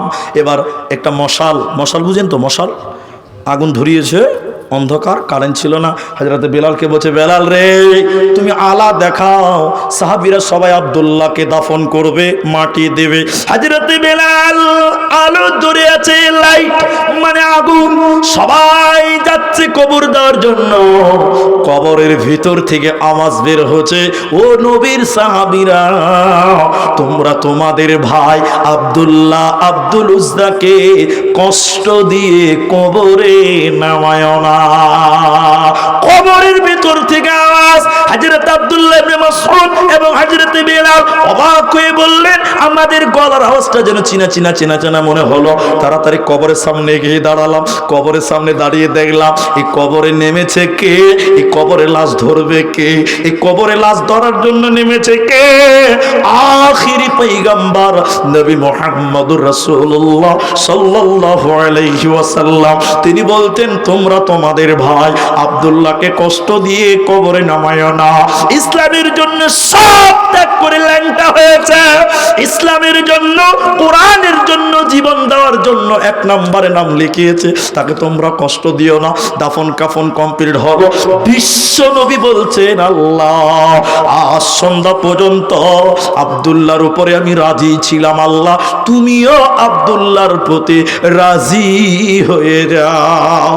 সাহাবীরা চিৎকার করে বলেছিলেন, আল্লাহ, সাহাবীরা চিৎকার করে বলেছিলেন, এরে আব্দুল্লাহ তোর কপাল কত ভালো, তোর জন্য স্বয়ং বিশ্ব নবী দোয়া করলেন, এ কবরে কেন আমরা গেলাম না। যেটা বলতে চাইছিলাম, সাহাবীরা এক একজন কোরআনের জন্য সব কিছু দান করেছেন। কে বলেছেন অর্ধেক খরচ, কে সব কিছু দিয়েছে, কেউ সম্পত্তির 3 ভাগ দিয়েছে, কেউ 2 ভাগ দিয়েছে, কেউ 1 ভাগ দিয়েছে। স্বয়ং আবু বকর সব দিয়েছিলেন। সাহাবীদের কেউ কেউ নিজের জীবন খানটা ইসলামের জন্য বিলিয়েছে। নারে তাকবীর। ভাইজান, অনেক কথা সাহাবীরা কোরআনের জন্য নিজের জানকে পরোয়া করেনি, নিজের জানকে তাওয়াক্কা করেনি, জীবন পর্যন্ত তাজা রক্ত দিয়ে ইসলামের পতাকাকে উত্তোলন করেছেন। বলুন সুবহানাল্লাহ। আজকে যারা এই ডিহি বরজের মাদ্রাসার মাঠে এখন বসে আছেন, এখন ঘড়িতে বাজে রাত 2টা বেজে, এখন ঘড়িতে 2টা বেজে 17 মিনিট, 1.5 ঘন্টা পার হয়ে গেল। এখন যারা এই মাঠে বসে আছেন, আপনাদের ভিতরেও আব্দুল্লাহর মতন, আব্দুল উজ্জার মতন, আবু বকরের মতন, উমারের মতন, উসমানের মতন ঈমান আছে না নাই? আছে না ভাই? এই জন্য আপনাদেরকে বলবো, মাত্র আধা ঘন্টা আমরা যারা বসে আছি আর কে উঠবো না বলুন ইনশাআল্লাহ? একটু ইনশাআল্লাহ বলেন আপনারা। এবার হাত তুলেন দেখি, আল্লাহকে দেখান। সবাই নামাইছে কেন গো? হাত তুলেন, একবার বলুন নারে তাকবীর। আধা ঘন্টা আগে কেউ উঠবো না বলুন ইনশাআল্লাহ। আমাদের দিলেও সাহাবিওয়ালা রক্ত, সাহাবিওয়ালা ঈমান আমাদের ভিতরেও আছে। জীবন আছে না নাই? আছে। তাই আমি আধা ঘন্টার মধ্যে দোয়া করব এবং পরবর্তী বক্তা স্টেজে আসবে। আমি আপনাদের শেষ দফায় এই কোরআনের উপরে টোটাল বক্তব্যটা রেখে, এই কোরআন যেন আপনার কাল কিয়ামতের দিন কাজে লাগে, এই কোরআন যেন কাল কিয়ামতের দিন আপনার উপকারে আসে, এই কোরআন যেন আপনার সুপারিশ করতে পারে। এই জন্য এই মাঠে যেটি মানুষ আছেন, ভাই এদিকে দেখেন, এই মাঠে যেটি মানুষ আছেন, একজন মানুষ শুধু আমাকে বলেন, একজন মানুষ, 5 জন 10 জন 20 জন নয়, আমি যাকে চাইছি তিনি দাঁড়ান। আমি একজন আল্লাহর বান্দার সঙ্গে মুসাফা করব, বাকি কেউ উঠবেন না। ডিহি বরজ মাদ্রাসার জন্য, অর্থাৎ কোরআনের জন্য একজন মানুষ আমার হাতে বলবেন যে মুলি সাহেব 5,000 টাকা এই মাদ্রাসা আমি দান করব, আমি তার জন্য দোয়া করব, স্টেজ ছাড়ব। একজন লোক বলবেন 5,000 টাকা আমি দিব, আমার ভিতরেও আব্দুল্লাহর মতন ঈমান আছে, আব্দুল উজ্জার মতন ঈমান আছে, আমি তার জন্য দোয়া করব। 5,000 টাকা একটা লোক আপনি দিবেন? সামনে আসেন, আমি মুসাফা করব। এদিকে আসেন, যারা দিবেন সামনে আসেন। বাকি কেউ উঠবেন না, যিনি 5 দিবেন তিনি দিবেন। আচ্ছা, ফোন পে দিয়ে দিবে। কি নাম আপনার? নাসির উদ্দিন। মা বাবা আছে? বাবা নাই, মা আছে। নাম্বার কোন জান? কে দিবে? স্ক্যানার দেন, নাম্বার দেন। এই দেখেন আছে নাসির উদ্দিন। ভাই উঠবেন না, আমি দোয়া করছি, তার আব্বা নাই, মা বেঁচে আছে।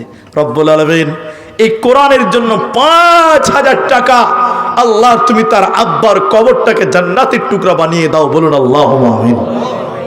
এতটি লোক আমিন বলবেন তো আল্লাহ কবুল করবে না ভাই? অবশ্যই করবে। আল্লাহ নাসির উদ্দিনের কামায়ে রুজিতে তুমি বরকত দান করো। আরেকবার বলুন আল্লাহুম্মা আমিন। আল্লাহ তুমি নাসির উদ্দিন ভাইয়ের পরিবারে সুখ দাও, শান্তি দাও। আল্লাহুম্মা সাল্লি আলাইহি, আল্লাহুম্মা বারিক আলাইহি। আরেকবার বলুন আল্লাহুম্মা আমিন। 5,000 টাকা একজন পেলাম। এইদিকে আপনাদের ভিতর থেকে দাঁড়ান, 5,000 টাকা আরেকটা লোক হাত তোলেন, আমি দোয়া করব। আল্লাহ এতগুলো মানুষ আমিন বলবে, কাউকে না কাউকে আল্লাহ পছন্দ করবেই। একটা লোক পেয়েছি আপনাদের ভিতরে, বাকি যিনি 5 দিবেন তিনি আসবেন। ভাই 5,000 টাকা বেনামিতে করেছি। আচ্ছা ঠিক আছে, দোয়া করছি। এদিকে আসেন, যিনি দিবেন আমার সামনে আসবেন। এই দেখেন 2 নাম্বার এদিকে চলে এলো। কি নাম ভাই? সামিরুল শেখ। কোথায় বাড়ি? গ্রামে? নূরপুর কোন দিকে? আচ্ছা ঠিক আছে, নূরপুর থেকে সামিরুল। তিনি 5। বাবা মা আছে আপনার? বাবা মা আছে, মা অসুস্থ আছে, মার জন্য একটু দোয়া করি। মা অসুস্থ আছে। সামিরুল ভাই 5,000 টাকা, আমি দোয়া দিচ্ছি, আপনারা শুধু আমিন বলবেন। আল্লাহ তুমি ডাক্তারের ডাক্তার, সার্জেনের সার্জেন, আল্লাহ সামিরুলের মাকে তুমি দ্রুত আরোগ্য দান করো। বলুন আল্লাহুম্মা আমিন। আল্লাহুম্মা সাল্লি আলাইহি, আল্লাহুম্মা বারিক আলাইহি। বলুন আল্লাহুম্মা আমিন। আল্লাহুম্মা আযহিবিল বাস রব্বান নাস ওয়াশফি আনতা শাফি লা শিফাউকা শিফাআন লা ইউগাদিরু সাকামা। আল্লাহ তুমি আরোগ্যদাতা, তুমি তার মাকে শিফায়ে কামেলা আজেলা দান করো। বলুন আল্লাহুম্মা আমিন। তাহলে 2 জন হলো, আর একটা বেনামিতে 5,000 টাকা বলেছেন, আমি তার জন্য দোয়া করি। সবাই জোরে বলবেন আল্লাহুম্মা আমিন বলবেন। আল্লাহর কাছে দোয়া করি, রব্বুল আলামিন তোমার বান্দা নাম গোপন করে 5,000 টাকা দিয়েছে রব্বুল আলামিন কোরআনের জন্য। আল্লাহ এই কোরআন কাল কিয়ামতের দিন তার জন্য করে দিও, বলুন আল্লাহুম্মা আমিন। আল্লাহ এই কোরআনের বদলে তুমি তাকে কাল কিয়ামতের দিন পুল সিরাত পার করে জান্নাত দিও। আর একবার জোরে বলুন আল্লাহুম্মা আমিন। তাইলে 3 জন লোক পেলাম, কিন্তু আমি একটু অন্যরকম মানুষ, দূরের মানুষ। আমি এদিকে আসেন, সামনে আসেন, আমি মুসাফা করবো, আমি কাউকে অপমান করবো না, শুধু আপনি দোয়া করবো, দোয়াতে শরীক হবেন বাস। কি নাম আপনার? মোহাম্মদ আব্দুল্লাহ। মাশাআল্লাহ মাশাআল্লাহ, নারায়ে তাকবীর। মোহাম্মদ আব্দুল্লাহ নামটা আল্লাহর কাছে সবচেয়ে প্রিয়। আমার ছেলে আছে একটা, আমার ছেলের নাম আব্দুল্লাহ, তো তিনি একজন আব্দুল্লাহ শহীদের ঘটনা আপনাদের শোনালাম। ইনি আপনার আব্বা মা আছে? আচ্ছা, দুজনই আছে। তিনি মাদ্রাসারই একজন হিতাকাঙ্ক্ষী। তিনি দেখেন 5,000 টাকা আল্লাহ রাত 2:30টার কাছাকাছি সময় তোমার এক আব্দুল্লাহ, সেই তোমার নবীর সাহাবী আব্দুল্লাহর মতন দাঁড়িয়ে 5,000 টাকার কথা বললেন। রব্বুল আলামিন তুমি তার দান কবুল করো, বলুন একবার আল্লাহুম্মা আমিন। এটা আমিন বলবেন না? আল্লাহ তুমি তাকে আরোগ্য দান করো, বলুন আল্লাহুম্মা আমিন। অসুস্থর জন্য দোয়া চেয়েছে, আল্লাহ তুমি শিফায়ে কামিলা আজেলা দান করো, আর একবার বলুন আল্লাহুম্মা আমিন। ভাই উঠে যাচ্ছেন কেন গো? আমি তো দোয়া করে নামবো বলেছি, আপনারা এইটুকু ধৈর্য ধরবেন না? কোরআনের জন্য এইটুকু ধৈর্য ধরেন, এটা মাদ্রাসার জালসা। আমি আপনাদের দোয়া করে নামবো, আমাকে বলতে হয় না, আমরা সব বুঝি। ভাইজান 4টা লোক পেলাম, আপনি দেবেন? এদিকে আসেন, যিনি দিবেন আমার সামনে মুসাফা করবো আমি। এরা চাইনি, আমি চেয়েছি এই মাদ্রাসার জন্য। মাশাআল্লাহ। কি নাম আপনার? আবুল কালাম। আবুল কালাম। মা বাবা আছে আপনার? জি না, ইন্তিকাল। ইন্তিকাল। 5,000 টাকা লিখে দেন। আবুল কালাম। 5,000 লাগে আপনি। কতটি? এক গাড়ি মানে 1,500 ইট লেগেলেন। আল্লাহু আকবার। 1,500 ইটের দাম কত হবে? 14,000 টাকা। মাদ্রাসার সদস্য সাহেব লিজাছে তার দাদা। আচ্ছা, উলাবাদ দেন। তিনি দিচ্ছেন আবুল কালাম 1,500 ইট তিনি মাদ্রাসায় দেবেন। রব্বুল আলামিন এই দান, এই ইট কাল কিয়ামতের দিন জান্নাতে ঘরের জন্য ব্যবহার করিয়ে, বলুন আল্লাহুম্মা আমিন। আল্লাহ এই জান্নাতের বাগান মাদ্রাসা কাল কিয়ামতের দিন ইনার সুপারিশের জন্য কবুল করে নাও, বলুন আল্লাহুম্মা আমিন। আল্লাহু আকবার। তাহলে 4টা লোক পেয়েছি 5,000, ইনি দিলেন 1,500 ইটের দাম, আর একটা লোক দেন 5,000 টাকা। 5,000 আর একটা লোক দেন, 5 জন পূর্ণ হবে। সবাই মুখ খুলে বলেন, আল্লাহ নামাজ ফরজ করেছে আমাদের উপরে কয় ওয়াক্ত? ইসলামের বুনিয়াদ কটা? কলেমা কটা? সব যদি 5 টাকা চেয়েছি, 5 পেয়েছি 4 জন, আর একটা যুবক, কোনো ইয়ং, কোনো বন্ধু, আর একজন 5,000 টাকা বলেন, বাস আমি দুয়ার দিকে যাব। বলুন কিনা আল্লাহর বান্দা? 2 জন মনে হয় দাঁড় হলো নাকি গো? আসুন, একটা বোনাস হবে ইনশাআল্লাহ। আমি তো নেমে গেছি নাকি? কি নাম আপনার? মুর্তুজা। বাড়ি কোথায়? জঙ্গিপুর। জঙ্গিপুর। বাড়ি আমার কাবিলপুর, মামার বাড়িতে থাকে। আচ্ছা, আপনি ওদিকে যান। আব্বা মারা গেছে, আব্বা। হ্যাঁ, আপনি ওদিকে যান, আপনার ফোন নাম্বার দিবেন, অ্যাড্রেস দিবেন। আমার ভাই তিনি কাবিলপুর, তিনি কি নাম বলেন ভাই? মুর্তুজা। তেনার আব্বা মারা গেছেন। একটু দাঁড়ান ভাই, হ্যাঁ একটু দাঁড়ান। আল্লাহ এই মুর্তুজার বাবার কবরটাকে তুমি জান্নাতের বাগান বানাও, বলুন আল্লাহুম্মা আমিন। আল্লাহুম্মা গফির লাহু ওয়ারহামহু। রব্বুল আলামিন গভীর রাত্রিতে বাপের জন্য সন্তান দান করলেন 5,000 টাকা। রব্বুল আলামিন বাপের জীবনের গুনাহ খাতা তুমি মাফ করে দাও, বলুন আল্লাহুম্মা আমিন। আল্লাহ